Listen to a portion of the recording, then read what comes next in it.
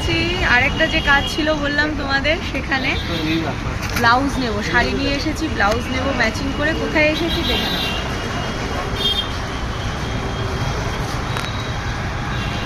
বুঝতেই পারছো কোথায় এসেছি। তোমরা জিজ্ঞেস করবে কোথায় গেছো দিদি, দেখিয়ে দিলাম। চলো।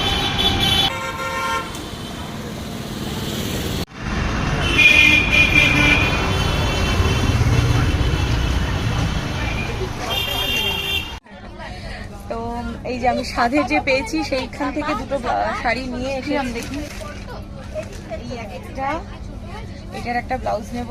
আর সেই সঙ্গে সঙ্গে হচ্ছে এটা তো তোমরা দেখেই চোখে দিয়েছে, এটার একটা ব্লাউজ নেব।